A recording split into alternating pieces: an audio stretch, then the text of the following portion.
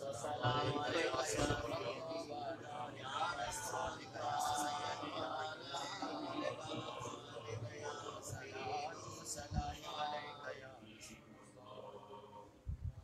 ورحمۃ اللہ زندہ نبی پر زندہ دل سے درود و سلام کا نذرانہ پیش فرمائیں، شوق سے، محبت سے، زور سے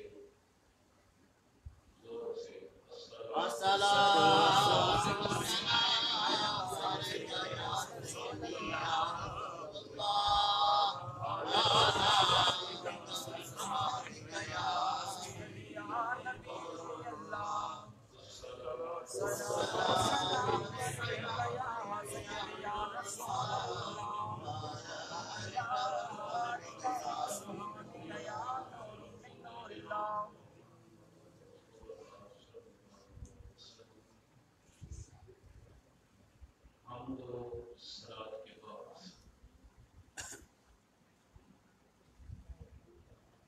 آج ختم کن ہے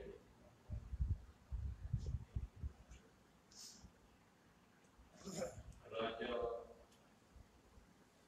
محمد رحیم مرحوم مغفور کا جس کی بیعت بھی میرے ہاتھ پر ہے۔ سبحان اللہ۔ اور سلسلہ اشتیاق وہ بھی ایک قریب تھا، بلکہ ان کی تینوں بھائی میرے بیعت میں جبار، اسکار اور رفیع تھی، اور اللہ تعالیٰ نے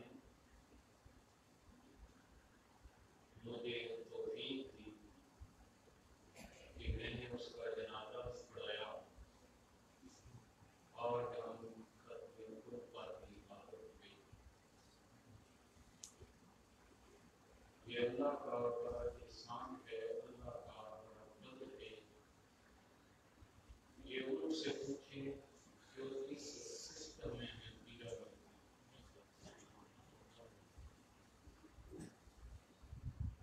اور پیر بھی وہی ہو سکتا ہے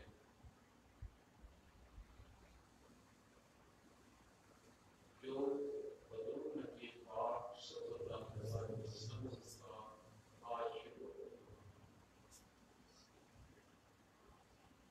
بے شک بندہ متقی ہو، پرہیزگار ہو، عبادت گزار ہو، قرآن پاک کی تلاوت کیوں نہ کرتا ہو،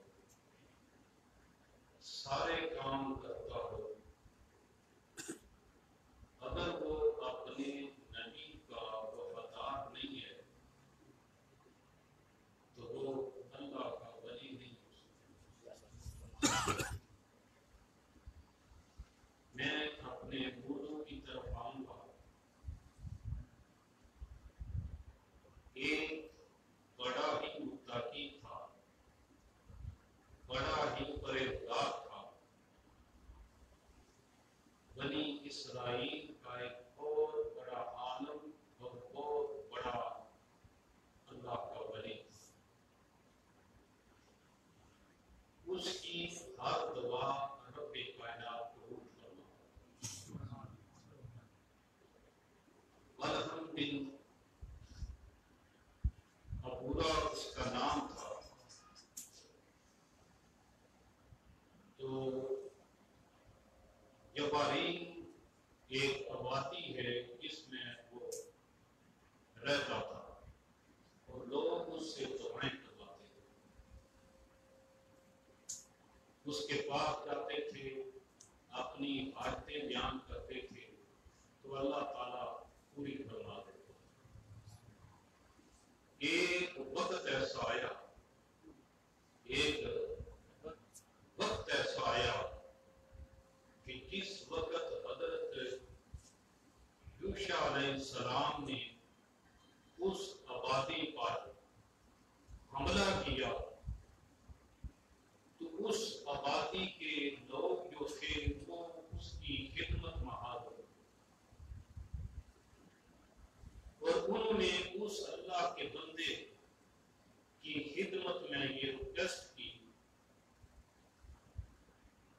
کہ حضرت یوشع علیہ السلام کے خلاف تو بدعا، ہمارے تھے، ہم تمہارے آبادی میں رہتے ہیں، پڑوسی ہیں تمہارے، تو ان کے لیے بدعا، اس کے لیے نبی کے اس نے کہا کہ نہیں میں ان کے لیے بدعا نہیں کروں. انہوں نے تحفے تاج دیے اور ان کی جو بیوی تھی وہ اس میں آ گئی کہ وہ جو نذرانے تھے، وہ جو تحفے تاج تھے، اس نے کہا کہ نہیں تو ان کے لیے بدعا کر.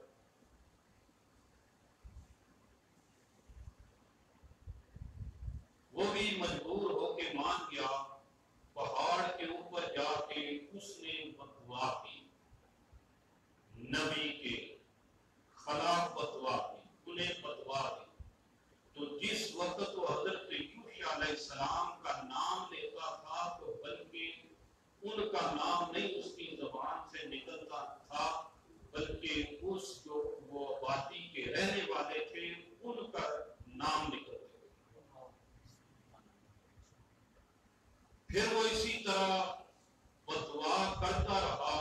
کیا ہوا کہ اس کی زبان باہر نکلی، سینے تک پہنچ آئی اور وہ کتے کی طرح بولنے لگا اور وہاں پر ہی اس کا ڈیتھ ہو گئی، وہ فوت ہو گیا. اس لیے کہ یہ خود بھی آپ اندازہ فرما لیں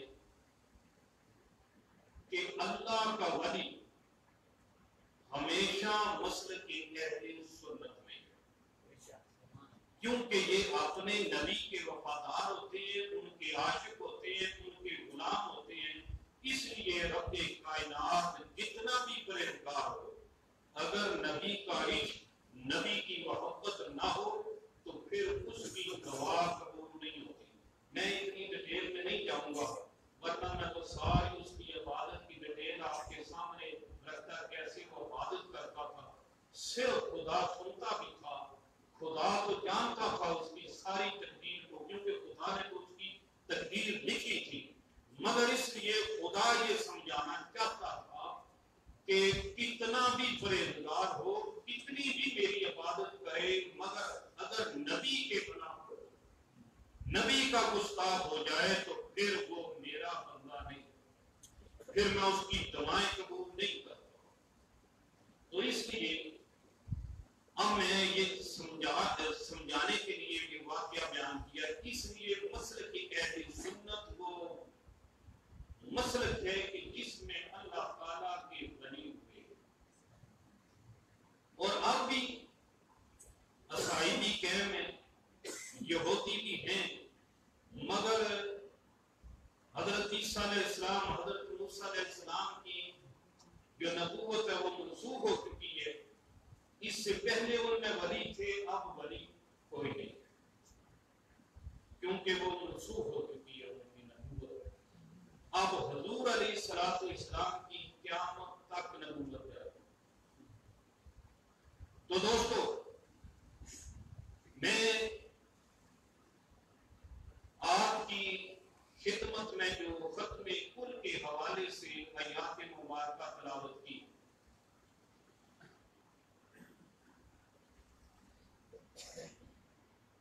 اسی کے اندر ہے کہ اپنی گفتگو کروں گا. اور میں نے ایک اختلاف جو بلا چلا آ رہا ہے کہ ختم قرآن، ختم دسماں، ختم کیلم جمعراتیں، یہ بالکل نہیں ہے. بلکہ یہاں تک لوگ کہتے ہیں کہ حرام ہے، بدعت ہے، شرک ہے، اور یہ بھی کہتے ہیں کہ یہ فضول خرچی ہے. تو میرے بھائیوں، ہم مسلمان ہیں، سب سے اعلیٰ، سب سے افضل 4 کتابیں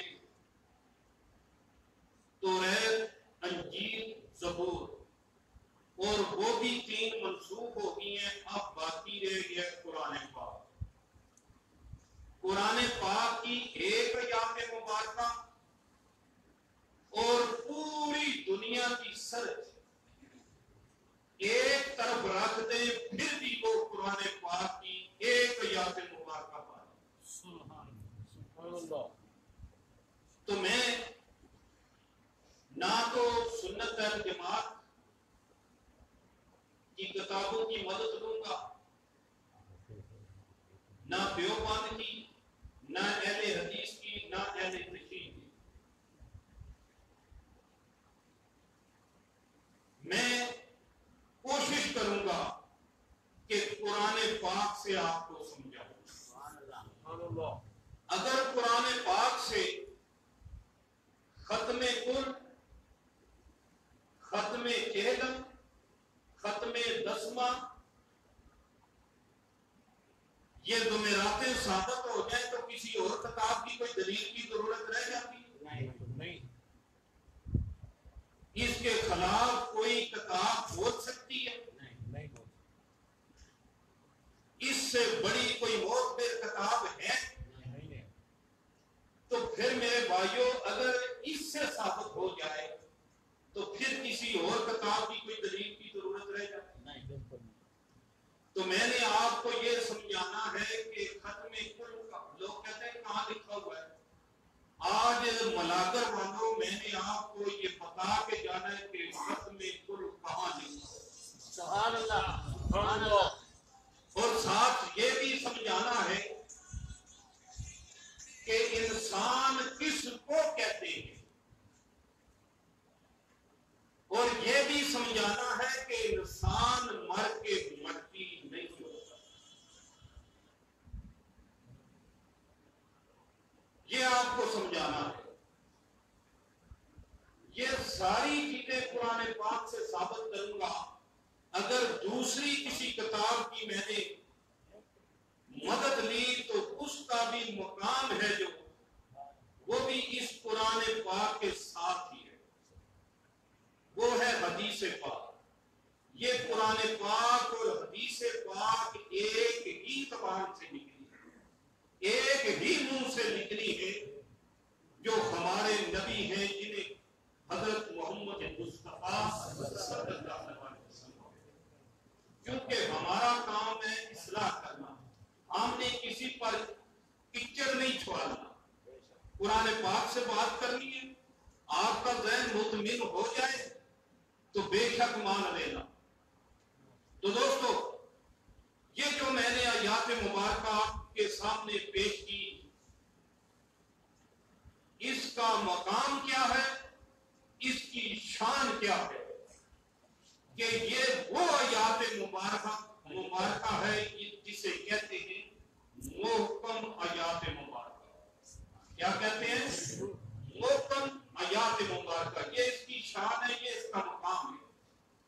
تو دوستو رب کائنات نے فرمایا ہے کیف تکفرون باللہ، بنا تم کیوں کر خدا کے منکر ہوگے، وَكُنْتُمْ بلکہ تم مردہ تھے، فَأَحْيَاكُمْ پھر تمہیں زندہ کیا، ثُمَّ يُمِيتُكُمْ پھر تمہیں ماریں گے، ثُمَّ يُحْيِيكُمْ پھر تمہیں زندہ کریں گے، ثُمَّ عَلَيْهِ تُرْجَعُونَ پھر اسی کی طرف پلٹ کر جانا ہے. یہ ہے لفظی ترجمہ، یہ ہے لفظی ترجمہ. اس میں رب کائنات نے 4 چیزوں کا ذکر کرا کہ پہلا تمہیں پیدا کیا، تم مردہ صورت میں تھے، پھر تمہیں زندہ کیا، پھر اس کے بعد تمہیں ماریں گے، پھر زندہ کر دیں گے، تو پھر آگے فرمایا میری طرف تم آ گئے. اب دوستو ملاگر والو، میں ختم کل پر پہلی بار آیا اور میں یقین سے کہتا ہوں آپ نے بڑے بڑے علماء سنے ہیں، مگر یہ تقریر آپ نے آج پہلی بار ہی سنی ہے. کیونکہ آپ کی سفید داڑیاں ہو گئی ہیں. آپ کو کسی نے یہی نہیں بتایا کہ انسان کسے کہتے ہیں، جس کو آپ انسان سمجھ بیٹھے ہیں یہ جو ڈھانچہ ہے یہ انسان ہے. آپ کو تو یہی بتایا گیا نا یہ انسان ہے، مگر یہ نہیں انسان. ہر چیز کی کوئی نہ کوئی حقیقت ہوتی ہے. ایک دفعہ جس کے فیض کرم سے یہاں تک میں پہنچا ہوں، کیونکہ ولی کے ساتھ نسبت ہونی چاہیے، یہ غیر ضروری ہے. اس پیر کا آپ ذرا نعرہ لگائیں، میں اپنی تقریر شروع کروں. پیر سیال پیر سیال لجپال لجپال پیر سیال پیر سیال لجپال لجپال. اب دیکھنا کہ انہوں نے کیسی تربیت کی ہوئی ہے. کیونکہ عالم جب قرآن پاک پڑھتا ہے، اس کی تفسیر کا مطالعہ کرتا ہے، وہ اس سے حکمتیں نکالتا ہے. جو اللہ کے ولی ہیں یہ اس میں اسرار نکالتے ہیں. تو دوستو یہ نہیں کہ ہمارا بھائی جو عبد الحی تھا وہ اس دنیا میں آیا، اسے زندگی نہیں کہتے. یہ زندگی نہیں ہے یہ بھی زندگی، مگر اس سے پہلے بھی زندگی کو گزار کے آیا. میں بھی گزار کے آیا ہوں مگر بھول گیا. انسان جس طرح وہ اتنا ٹائم نہیں ہے، میں خود بھی لے کے آیا ہوں، ورنہ آپ کو وہ پیچھے لے کے چلتا کہ موت جب رب نے پیدا کی تھی تو اس پر پردہ رکھا ہوا تھا، کسی کے علم میں نہ تھا. ایک دن ایسا آیا رب کائنات نے فرشتوں کو فرمایا کہ میں نے موت پیدا کر رکھی ہے. عرض کی یا باری تعالیٰ موت کیا ہے؟ رب نے جس وقت پردہ اٹھایا تو موت کو زنجیروں میں جھگڑا ہوا دیکھا، اور اتنی بڑی تھی، اتنے اس کے منہ تھے، اور اس کی زنجیریں 1 سال مسافت طے کرنے پر ختم ہوتی تھی. 1 سال نہیں 1000 سال اتنی بڑی بڑی زنجیروں کے ساتھ انہیں باندھا ہوا تھا. تو دوستو پھر وہ فرشتے جس وقت موت کو دیکھا اور بے ہوش ہو گئے، پھر ہوش میں آئے. جس وقت ہوش میں آئے تو عرض کی یا باری تعالیٰ اس سے بھی کوئی بڑی شے تو نے پیدا کی ہے؟ رب نے فرمایا ہاں میں اس سے بھی بڑا. تو دوستو اسی طرح انسان بھی رب نے پہلے پیدا فرمایا، اور فرمایا اس وقت بھی انسان. یہ نہیں کہ دنیا میں آیا تو پھر انسان فرمایا، نہیں، جس وقت اس کی تخلیق کی ہے اس وقت انسان کے نام پر اسے پکارا گیا اور اسی نبت پر پکارا گیا ہے. تو دوستو انسان پہلے بھی زندہ تھا اور زندگی گزار رہا تھا. کہاں؟ عالم ارواح میں، روح کی صورت میں تھا اس وقت بھی انسان. انسان آپ نے باڈی کو مان لیا ہے، حالانکہ یہ انسان نہیں ہے. انسان روح ہے، اور انسان پہلے بھی رہا کہاں؟ عالم ارواح میں. اور کھاتا کچھ نہ تھا، پیتا کچھ نہ تھا، اور کھاتا تھا بھی، خوراک تھی بھی، مگر گندم کی روٹیاں نہیں، فروٹ نہیں، دودھ نہیں، پانی نہیں. اس وقت اس کی خوراک جو تھی وہ کیا تھی؟ وہ ذکر الہی تھی اور ذکر مصطفیٰ تھا. نعرہ تکبیر، نعرہ رسالت، نعرہ حیدری. پیر سیال پیر سیال لجپال لجپال. انسان روح کی صورت میں ہم پہلے ہزاروں کروڑوں سال گزار کے آئے ہیں عالم ارواح میں، مگر بھول گئے. اقرار بھی وہاں کیا تھا، 4 صفحے بنی تھی انبیاء کی، کافروں کی منافقوں کی وہ اتنی ڈیٹیل میں نہیں جاؤں گا. کبھی میں ایسا موقع ملا تو پھر اس ڈیٹیل کو بھی ساتھ لے آؤں گا جس وقت اقرار کیا گیا رب کا. تو دوستو ہم زندہ تھے عالم ارواح میں بغیر کھانے پینے, صرف ہماری خوراک کیا تھی؟ ذکر الہی اور ذکر مصطفیٰ صلی اللہ علیہ وسلم. تو دوستو جس وقت اس جہان کو ہم نے چھوڑا اور دوسرے جہان میں ہم ٹرانسفر ہوئے, جسے عالم وطن کہتے ہو, ہم خود بخود نہیں وہاں سے آئے, ہمیں کوئی بھیجنے والا ہے, رب کائنات نے وہاں سے بھیجا. ہم آگے کہاں؟ عالم وطن میں. وہ بھی ایک زندگی ہے جس وقت وہ پچھلی زندگی جو ہم گزار کے آئے اس وقت بھی ہمارا جھگڑا چلا, اس وقت بھی. میری طرف توجہ کریں, میں نے آپ کو سمجھانا ہے, میں نے شعر نہیں پڑھنے, میں نے قرآن پاک کی آیات مبارکہ پڑھنی ہے. تو دوستو اپنے آپ کو اس طریقے سے تیار کریں. تو دوستو جس وقت ہم وہاں سے ٹرانسفر ہوئے عالم دنیا کی طرف, اس وقت بھی ہمارا جھگڑا ہوا. ابھی بھی انسان کے اندر جھگڑا ہے, روح کا اور نفس کا. تو جھگڑا کیا ہوا؟ روح کو رب نے فرمایا اس پنجرے میں, اس مکان میں داخل ہو جا. اس نے کہا نہیں, یہ میری ہم جنس نہیں,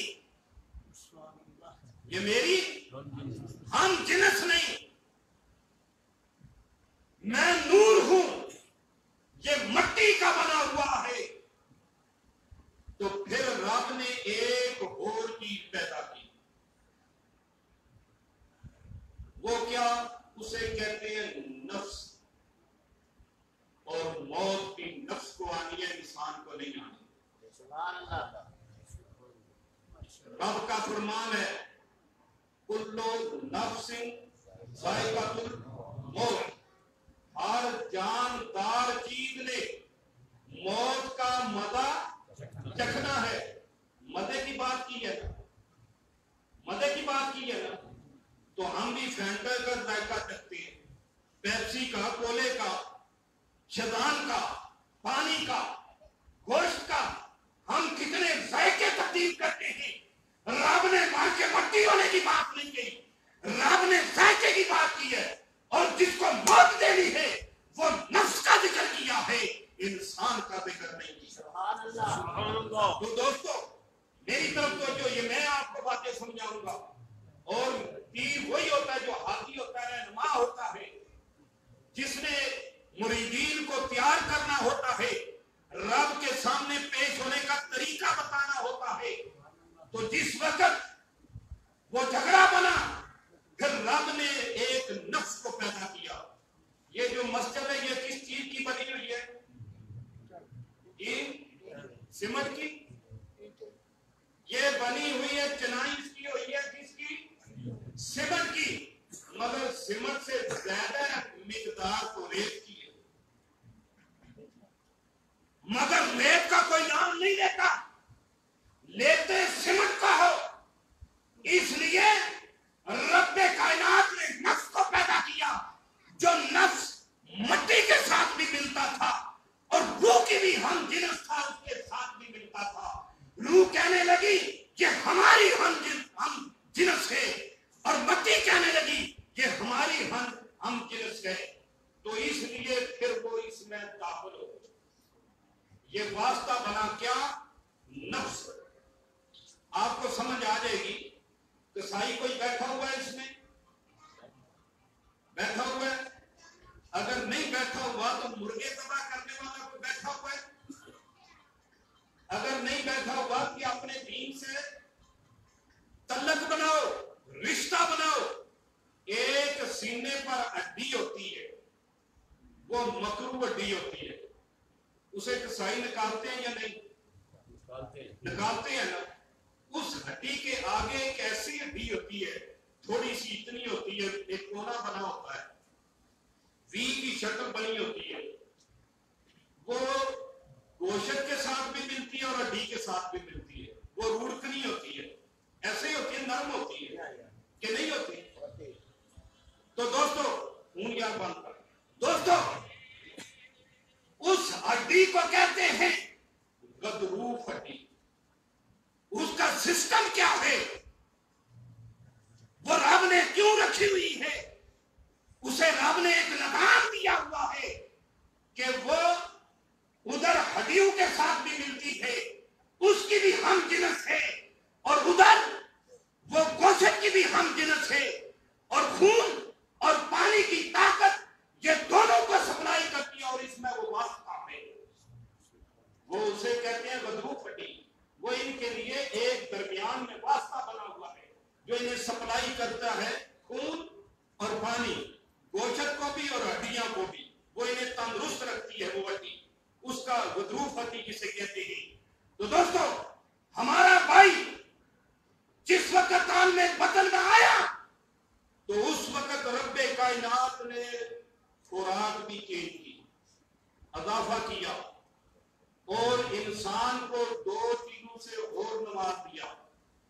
ایک جان جسے نفس کہتے ہیں, اور ایک باڈی جس کو آپ نے انسان بنا رکھا ہے. یہ دو چیزیں دے دی, یعنی کہ یونیفارم دے دیا. اور اس کی خوراک کیا بنائی؟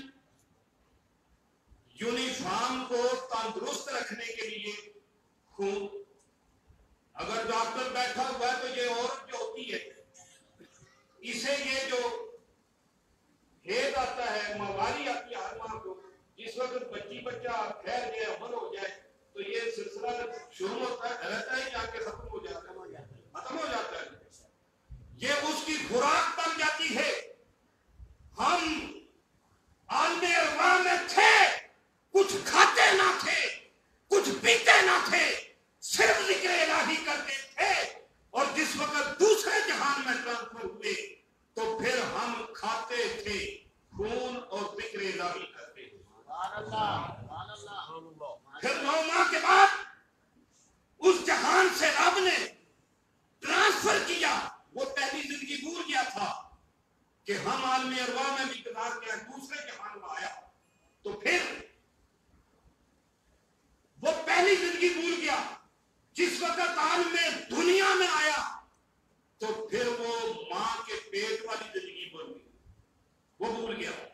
تو وہاں پر بھی روتا ہوا بچہ پیدا ہوتا ہے. جو روتا ہوا نہ پیدا ہو تو کہتے ہیں اس میں کوئی بیماری ہے, ڈاکٹر کو چیک کروائے تو ہمیشہ بچہ. وہ جہان چھوڑا پھر بھی روتا ہوا آیا, یہ جہان چھوڑا عالم بطن پھر بھی روتا ہوا آیا. اور جس وقت عالم دنیا میں آیا تو وہ زندگی بھول گیا کہ آپ پیچھے بھی گزار. جس طرح میں آپ کو سمجھانے کے لیے ایک مثال نہیں بلکہ حقیقت ہے. یہ سامنے ایک پودا ہے, اس کا یہ پودا کیسے نکلتا ہے؟ اس کا کوئی بیج ہوتا ہے یا نہیں ہوتا ہے؟ تو بیج میں پورا نقشہ ہوتا ہے یا نہیں؟ بیج میں پورا نقشہ ہوتا ہے. بیج اپنی جگہ قائم رہتا ہے, وہ بھی ذکر الہی کرتا ہے اور اپنی جگہ پر قائم رہتا ہے. اسے پانی کی ضرورت نہیں, اسے نمی کی ضرورت نہیں, مگر جس وقت اسے زمین کے پیٹ کے اندر داخل کیا جائے پھر اسے پانی کی ضرورت رہتی ہے یا نہیں؟ نمی کی ضرورت ہے یا نہیں؟ تو جس وقت پانی سے وہ زمین کے پیٹ سے باہر آتا ہے پھر وہ بیج کی صورت میں نہیں ہوتا بلکہ ایک پودے کی صورت میں ہوتا ہے, ایک درخت کی صورت میں ہوتا ہے. اس کی ٹہنیاں بھی ہوتی ہیں, اس کے پتے بھی ہوتے ہیں.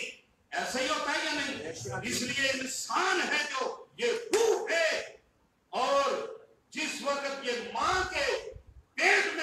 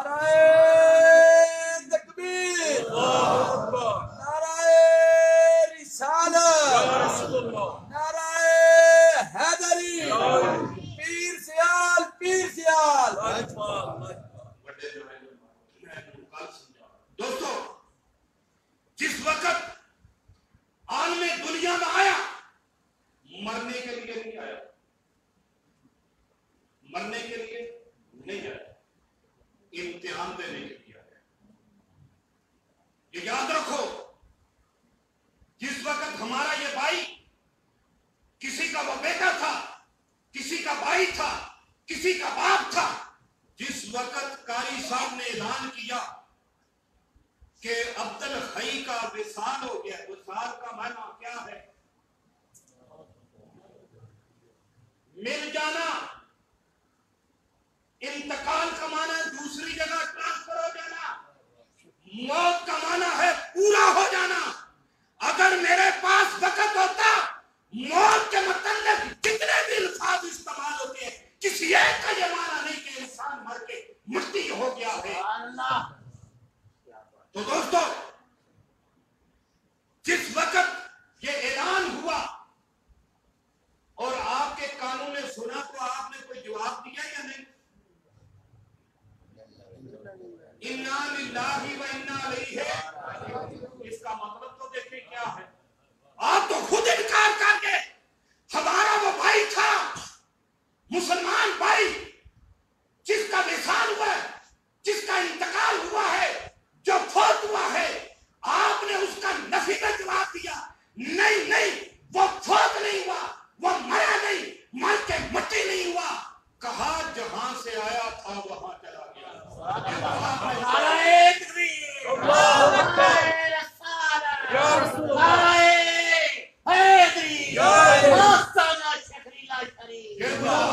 قرآن پاک کو پڑھا اور سمجھو، یہ تو خود آپ نے فرمایا ہے، خود جواب دیا ہے۔ قرآن پاک کی صورت رب کائنات کے حکم کے مطابق کہ وہ جو جس کا یہ اعلان ہو رہا ہے وہ مرا نہیں بلکہ جہاں سے آیا تھا وہاں چلا گیا۔ سبحان اللہ۔ یہی مانا کہ کوئی اور ہے اس کا مانا؟ تو دوستو، میں نے کہا کہ وہ کس لیے آیا تھا؟ امتحان دینے کے لیے، مرنے کے لیے نہیں آیا۔ یہ سب کہتے ہیں کہ مرنے کے بعد عذاب ہوتا ہے، اس پر سب کا اتفاق ہے نا۔ تو عذاب کسے کہتے ہیں؟ کسی کو تکلیف دینا، کسی کو اذیت دینا۔ اگر بندہ مر کے مٹی ہو گیا ہے تو عذاب کس شے کا نام ہے؟ اذیت کس شے کا نام ہے؟ تو دوستو، ابھی تو عالم برزخ ہے باقی، پھر عالم جنت، عالم دوزخ ہے، جو انسان کے، یہ تو ایک رہنے کی جگہ ہے، یہ ایک سٹے کی جگہ ہے، یہ امتحان کی جگہ ہے۔ تو جس وقت ہمارے کوئی امتحان بیٹا دیتا ہے، بیٹی دیتی ہے، تو یہ مجھے بتائیں کہ وہ پیپروں میں غلطیاں ہوتی ہیں یا نہیں؟ جی ہوتی ہیں۔ تو پیغمبروں کے علاوہ ہر انسان سے غلطیاں ہوتی ہیں یا نہیں؟ ہوتی ہیں۔ صرف پیغمبر جو ہوتے ہیں وہ معصوم ہوتے ہیں، انسانوں سے غلطیاں ہوتی ہیں۔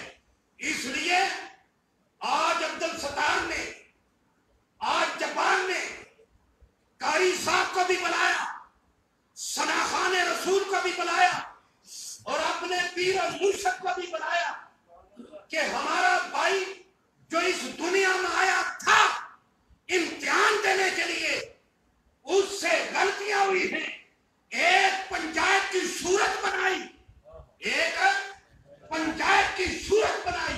پنچایت کس کی ہوتی ہے؟ خدا کی۔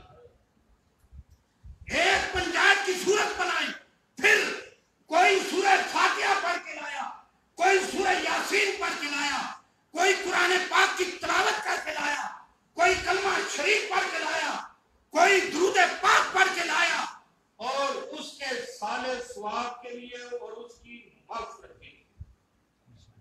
تھوڑی ایک ڈیٹیل سمجھاؤں، یہ ویر بھی اس گاؤں میں رہا، بڑا چوٹیوں کا ویر رہا ہے، اللہ تعالیٰ ہر انسان کو محفوظ فرمائے۔ تو آپ کو بڑی اچھی سمجھ آ جائے گی۔ یہ بتائیں کہ اگر کسی کا کوئی مرڈر ہو جائے تو پھر ہم کیا کرتے ہیں؟ پنچایت بناتے ہیں۔ اگر نہ مانے تو پھر اس کے چونیدہ جو دوست ہوتے ہیں انہیں تلاش کرتے ہیں نا، پھر بھی نہ مانے تو پھر اپنیاں بہنیں، اپنیاں بیٹیاں، اپنیاں بیویاں لے کے جاتے ہو۔ پھر وہ کیا کرتی ہیں؟ جو مرد ہوتا ہے وہ اپنے سر کا لباس جو ہوتا ہے دستار یا ٹوپی یا صافہ اتار کے اس کے پاؤں میں رکھتا ہے. عورت جو ہوتی ہے وہ اپنا سر کا دوپٹہ اتار کے اس کے پاؤں میں رکھتی ہے. تو کیا اس کا دل نرم ہوتا ہے یا سخت؟ نرم ہو جائے. اگر پیٹ کا لباس اتار کے رکھے تو پھر نہیں. کیوں کہ یہ جو سر ہے یہ جسم کا سردار ہے، اس لیے رب نے اسے عزت عطا کی ہے، اسے عظمت عطا کی ہے، اس کی یہ شان ہے، اس کا یہ مقام ہے. کسی کے پاؤں میں رکھا اس کا دل خدا نرم کر دیتا ہے. اور کوئی برین کا مریض ہے اسے پوچھ لیجئے، ورنہ ڈاکٹر کو پوچھ لینا کہ یہ جو سر ہے اس کے کنٹرول میں ہمارا پورا جسم، اس کے حکم سے یہ آنکھیں بھی حرکت کرتی، کان بھی کرتی، سارا نظام جو سسٹم ہے یہ سر کے پاس ہے، دماغ کے پاس ہے. یہی سر کو چلاتا ہے. ٹانگیں بھی اسی کے ذریعے چلتے ہیں. ہاتھ آنکھیں ہم بولتے ہیں اس کے حکم سے بولتے ہیں. تو دوستو ہے خدا نے اسے یہ مرتبہ یہ مقام دیا ہے، مگر چلاتا یہ ہے جس طرح رب نے فرمایا ہوا جو ہے عیسیٰ علیہ السلام کے حکم سے چلتی ہے. چلاتا تو خدا ہی ہے نا، اور خدا نے فرمایا کہ ان کے حکم سے چلتی ہے. تو دوستو اسی لیے یہ جو سردار ہوتا ہے اس کا بھی کوئی مقام ہوتا ہے، کوئی درجہ ہوتا ہے. تو اگر یہ پاؤں ہے جو حالانکہ اس کا لباس قیمتی ہوتا ہے، 10,000 کا جوتا ہوتا ہے، 20,000 کا جوتا ہوتا ہے، اگر یہ کسی کے سامنے پھینکا جائے رکھا جائے تو پھر دل نرم ہوتا ہے یا سخت ہوتا ہے، نفرت پیدا ہوتی ہے. تو دوستو اس لیے آج ہم نے بھی ایک پنچایت بنائی ہے، اسے کہتے ہیں ختم قرآن. سبحان اللہ. اس پنچایت کو اسے کہتے ہیں ختم چیلم. یہ لکھا کہاں ہے؟ پارہ نمبر 13 کے اندر لکھا ہوا ہے. اور کہاں لکھا ہوا ہے؟ اس سورہ شریف کا نام سورہ ابراہیم ہے. اور کہاں لکھا ہوا ہے؟ ٹینکے کی چوٹ پر لکھا ہوا ہے جس کا ایک حکم نہیں، 2 حکم نہیں، 3 حکم نہیں، 700 بار رب کائنات نے فرمایا ہے کہ نماز قائم کرو. سبحان اللہ. سب سے بڑی عبادت نماز ہے. تو دوستو وہاں لکھا ہوا ہے. اور ختم کل کرایا کس نے؟ اور یہ قرآن پاک میں تحریر کس نے فرمایا؟ جس سے ہمیں پتا چلا یہ رب کائنات نے تحریر فرمایا ہے. اور یہ کروایا کس نے ہے؟ آپ بتائیں کہ آپ کے نبی کس دین پر ہے؟ دین ابراہیمی پر. اور ابراہیم علیہ السلام نے سب سے پہلے ختم کل کروایا ہے، ختم چیلم کروایا ہے. اپنی ماں کا اور اپنے باپ کا رب نے فرمایا ہے کہ اے مسلمانوں تم نے 5 وقت نماز پڑھنا، مگر تم نے بھی اس پر عمل کرنا. کس پر؟ رب فرماتا ہے ربنا وتقبل دعا، اے ہمارے رب ہماری دعا کو قبول فرما. نعرہ تکبیر. ربنا اغفر لی ولوالدی وللمؤمنین یوم یقوم الحساب. ہے ہمارے پروردگار مجھے بخش دے، میری ماں کو بخش دے، اور دن محشر تمام مومنین کو بخش دے. تو یہی اس کا تو نام کل ہے. اگر آپ کو پتہ نہ ہو ہمارا ایک ایک عمل جو ہے وہ قرآن و حدیث سے ثابت ہے. تو دوستو یہ تو ابراہیم کی سنت ہے. تو رب کائنات نے اسے اپنی پاک کلام میں تحریر فرمایا ہے.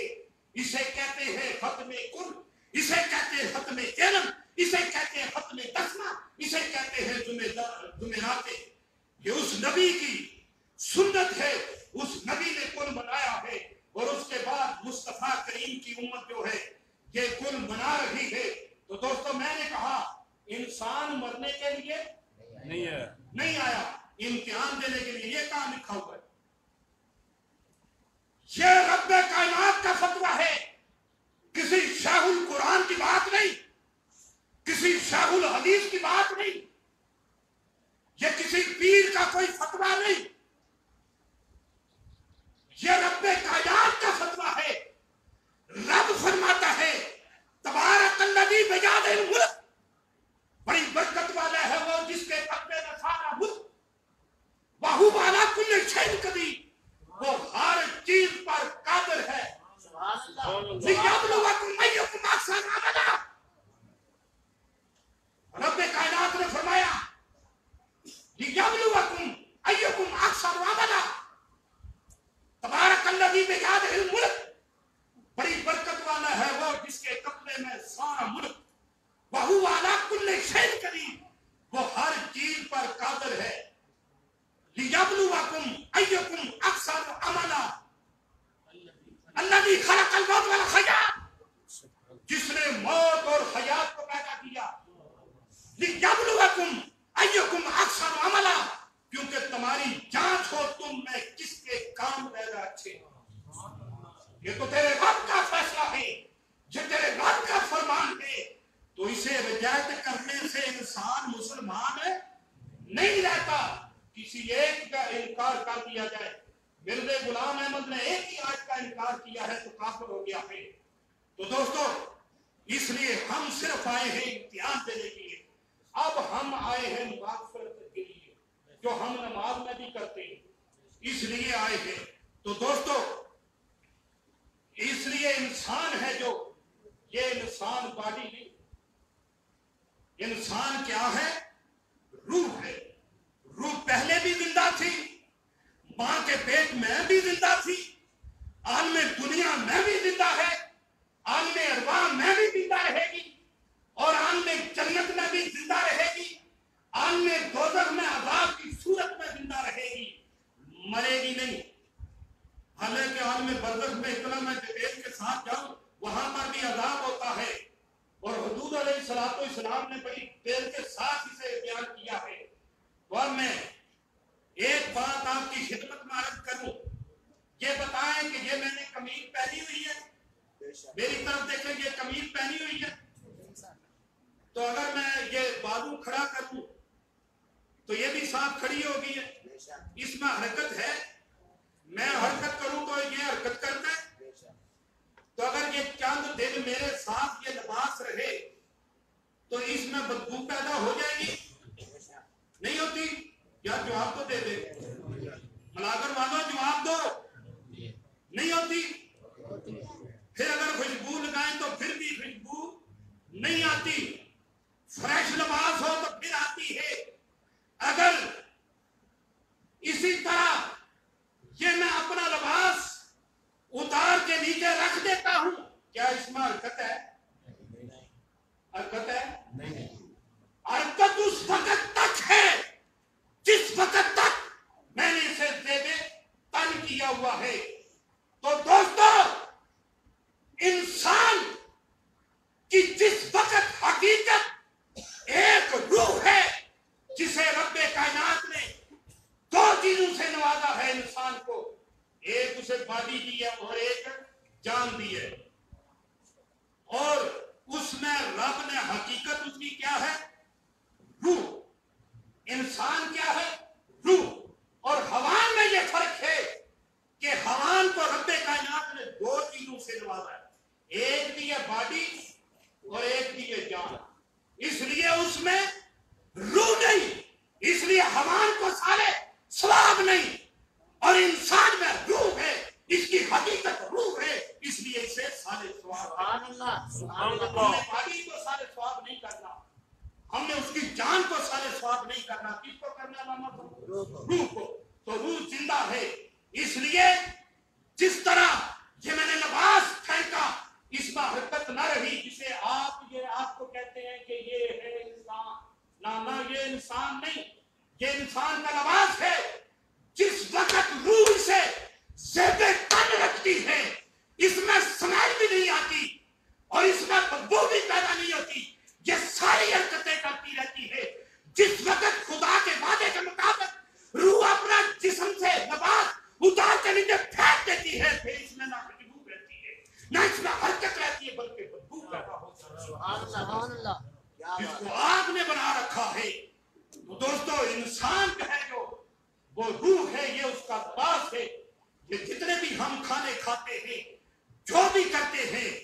تو یہ اپنی باڈی کو تندرست کرتے ہیں، پاورفل کرتے ہیں.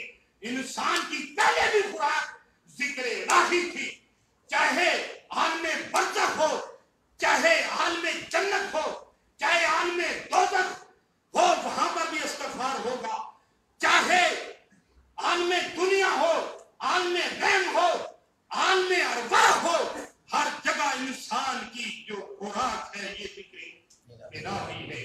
تو دوستو آپ اپنی روح کو پاورفل کریں، انسان کو پاورفل کریں، قرآن پاک کی تلاوت کریں اور حدیث پاک کا مطالعہ کریں اور نماز پڑھیں، روزے رکھیں، یعنی کہ اللہ تعالیٰ کی حدود اللہ کے اندر رہ کے زندگی گزاریں اور اس روح کو پاورفل کر لیں.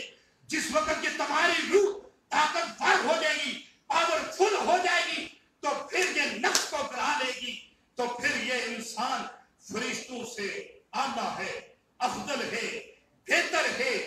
اگر انسان اپنے باڈی کا خیال رکھے، اپنے نفس کو تندرست کر لے اور اپنے نفس کو طاقتور کر دے، پاورفل کر دے، اگر یہ روح کو بڑھا دے تو پھر یہ انسان اشرف المخلوقات نہیں رہتا بلکہ حیوانوں سے بھی بدتر ہو جاتا. دوستو یہ تیرے نبی کا حدیث پاک تو یہ بس، اس کے آگے لے کے نہیں جاؤں گا.